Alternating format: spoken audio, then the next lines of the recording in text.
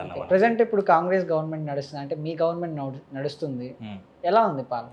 బాగుందన్న, బాగుంది కదన్న అందరికి. అంటే మీకు బాగుందా, రాజకీయ నాయకులకి, జనాలకు బాగుందా? మాకు ఇన్ఫాక్ట్ చెప్పాలంటే జనాలకే బాగుంది మాకంటే. అని మీరు లేదు, అనుకుంటున్నారు? సీరియస్లీ నిజమే అది.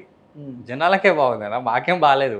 అంటే మేము ఇప్పటి వరకు కాంగ్రెస్ పార్టీని 10 సంవత్సరాల నుంచి అంటే సమ్ రీజన్స్, నేను అంటే పార్టీని నేను అనట్లేదు, సమ్ రీజన్స్. ఇప్పుడు ఏ ఏ ఏ ఏ లీడర్కి అయినా ఏముంటుందని నాకు పదవి కావాలని ఉంటుంది, అంతేనా? రాజకీయం చేసేది ఎందుకు, నాకు పదవి కావాలని ఉంటుంది. ఈరోజు కూడా పదవి కోసం అట్లని కాదండి, పదవి ఉంటే ఇంకెక్కువ. ఇప్పుడు నేను వర్క్ చేస్తున్నా, అది అన్అఫిషియల్గానే. అంటే ఐ మీన్ నేను ఒక జెడ్పీటీసీని కాదు, ఎంపీటీసీని కాదు, కాకపోతే మా ఎమ్మెల్యే గారు మీద నా వర్క్ చెప్తే చేస్తున్నా. అఫీషియల్గా నేనైతే ఒక ప్రజాప్రతినిధిగా ఇప్పుడు లేను కదా. సో రాజకీయ నాయకుడికైనా ప్రజాప్రతినిధి కావాలని ఒక ఆశ ఉంటుంది. రాజకీయం మనం కష్టపడి ఓట్ల కోసమే కదండి మనం కష్టపడతాం, వాళ్ళకి హెల్ప్ చేస్తాం, మనకు ఓట్లు వస్తాయని ఉంటుంది ఒక రీజన్. ఇప్పుడు కాంగ్రెస్ పార్టీ కార్యకర్తలకు లోకల్ బాడీ సెలక్షన్స్ అయినాయి ఇప్పటివరకు తెలంగాణలో? అయినాయా లోకల్ బాడీస్? కాలేదు కదా. అని మేము మాకు ఎట్లా న్యాయం జరిగినట్టు? ఇంకా న్యాయం జరగలే, ప్రజలకే జరుగుతుంది న్యాయం. మాకు రేపు ఎలక్షన్స్ వచ్చి మేము కష్టపడ్డ కాంగ్రెస్ కార్యకర్తలు పదవులలో కూర్చుంటారు, చూసినలా కష్టపడ్డాడు పదవులలో కూర్చున్నప్పుడు ప్రజలకు కాంగ్రెస్ నాయకులకు న్యాయం జరిగినట్టు. ఇప్పుడు ఓన్లీ ప్రజలకే జరుగుతుంది న్యాయం. అంటే ఇన్నాళ్ళు జనాలు అయితే జనాలకే న్యాయం జరగలేదు అని అంటున్నారు, ఇప్పుడు రాజకీయ నాయకులకు కూడా న్యాయం జరగలేదని తెలుస్తుంది. న్యాయం జరగట్లేదు అంటే టైం పడుతుంది, ఎందుకంటే ఎలక్షన్స్ అయిపోయి అన్యాయం జరిగింది అనట్లే. ఆ సిచ్యువేషన్ రాలేదు. ఈ రిజర్వేషన్లని, బీసీ రిజర్వేషన్లు వేసి దానివల్ల ఆగింది తప్ప ఏదో ఇంటెన్షనల్గా ఆపింది కాదు కదా. న్యాయం జరుగుతుంది, ఇంకా సిచ్యువేషన్ రాలే కదా. ఎలక్షన్స్ అయిపోయి అప్పుడు మాకేం రాకపోతే అప్పుడు అన్యాయం జరిగినట్టు. ఇంకా మాకు న్యాయము జరగలేదు, అన్యాయము జరగలేదు. అంటే ఎలక్షన్స్ వచ్చిన తర్వాత అప్పుడు తెలుస్తుంది కాంగ్రెస్ పార్టీ నాయకులకు న్యాయం జరిగిందా లేదా అనేది. ఎట్లుంటుంది కాంగ్రెస్ పార్టీలో రాజకీయం? ఎట్లుంటుంది ఇప్పుడు? బీఆర్ఎస్ లాగా ఉంటుందా, లేకపోతే బీజేపీ లా ఉంటుందా? ఈ టోటల్ ఆపోజిట్ ఉంటుంది. నేను కాంగ్రెస్ పార్టీలో స్టార్టింగ్లో జాయిన్ అయినప్పుడు నాకు ఒక పెద్ద మనిషి చెప్పిండు అన్న, కాంగ్రెస్ పార్టీ రాజకీయం అంటే ట్రాక్టర్ డ్రైవర్ లెక్కనట. ట్రాక్టర్ డ్రైవర్ లెక్క అంటే కాంగ్రెస్ పార్టీలో రాజకీయం ఇక ట్రాక్టర్ నడిపినోడు రోడ్డు మీద ఏ బండిని నడుపుతాడు. అంటే కాంగ్రెస్ పార్టీలో అంత రాజకీయం నేర్చుకోవచ్చు మనం. ఇప్పుడు మీరు చూసిన ప్రతి ఒక్క సీఎంలు అంతా కాంగ్రెస్ పార్టీ నుంచి వెళ్ళిన వాళ్ళే కదా. సో కాంగ్రెస్ పార్టీలో అది ఒక కంపెనీ అన్న, అంటే ఐ మీన్ మన లీడర్ని ప్రొడ్యూస్ చేసే కంపెనీ లాగా చాలా బాగుంటుంది రాజకీయం. అందులో నేర్చుకున్న రాజకీయం ఎక్కడైనా పని చేయవచ్చు మనం, నో ప్రాబ్లం. అంటే మంచోళ్ళు కాంగ్రెస్ నుంచే వస్తారు కానీ కాంగ్రెస్ మంచోళ్ళు ఉంచుకోదా? ఎందుకు ఉంచుకోదు అంటే ఇప్పుడు అంటే మీరు అన్నారు కదా పాల దగ్గర రొమ్ములు గుద్దే టైప్ అన్నమాట. నేర్చుకుంటారు, అవకాశాలు పొందుతారు, వెళ్ళిపోతారు.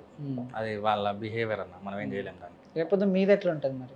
మాది 100% కాంగ్రెస్ పార్టీకి నాకు న్యాయం చేస్తే కాంగ్రెస్ పార్టీ ఇప్పటికైతే న్యాయమే చేసింది. నేను కూడా కాంగ్రెస్ పార్టీకి నా కష్టం, నేను కూడా ఎమ్మెల్యే గారు గెలవడంలో కానీ మా ఎంపీ గెలవడం కానీ చాలా నేను కీలక బాధ్యతలు పోషించిన. నేను కాంగ్రెస్ పార్టీ నాకు న్యాయం చేసింది, నేను కాంగ్రెస్ పార్టీకి న్యాయం చేస్తూనే ఉన్నా. ఇన్ కేస్ ఫ్యూచర్లో కూడా నాకు కాంగ్రెస్ పార్టీ న్యాయం చేస్తే నేను కూడా చేస్తా. అంటే అంటే అంతే కదన్నా, నాకు ఆ పార్టీ చేస్తే నేను పార్టీకి చేయాల్సిందే కదా, చేస్తా 100%. అంటే ప్రజల్లో ఎక్కడో చిన్న అసంతృప్తి అనేది కనిపిస్తుంది కాంగ్రెస్ పార్టీ పాలనలో, ఎందుకంటారు అది? సోషల్ మీడియా, బీఆర్ఎస్ అంతే, అంతకుమించి ఏం లేదు.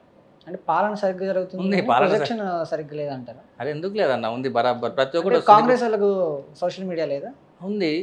అంటే మేము పాలన మీద దృష్టి పెడుతున్నాము కదా.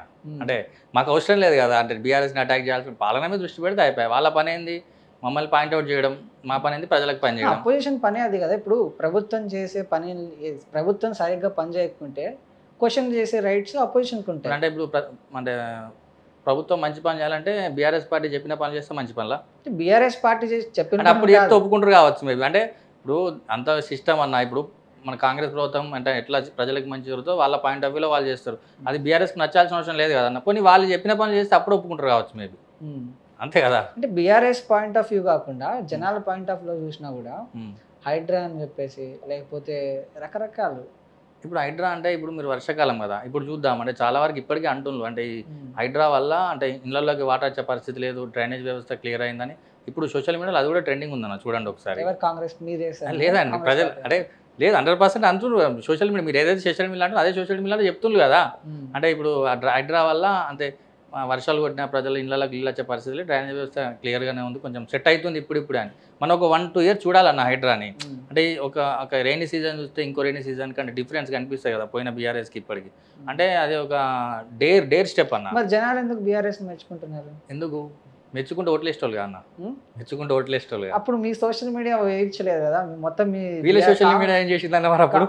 కాంగ్రెస్ సోషల్ మీడియా రాత్రికి రాత్రి చక్రం తిప్పింది అప్పట్లో. ఎందుకు బీఆర్ఎస్ తిప్పలేదు? మరి తిప్పుకోవచ్చుగా. అట్లే ఉండదు నా ప్రజల మైండ్ సెట్ అలా. 100% బీఆర్ఎస్ ఓడగొడదామన్నా ఓడగొట్టిండు. ఇప్పుడు ఏదో ప్రేమ అట్లా చూపిస్తే అది అంత ఏం లేదన్న. అట్టిదే.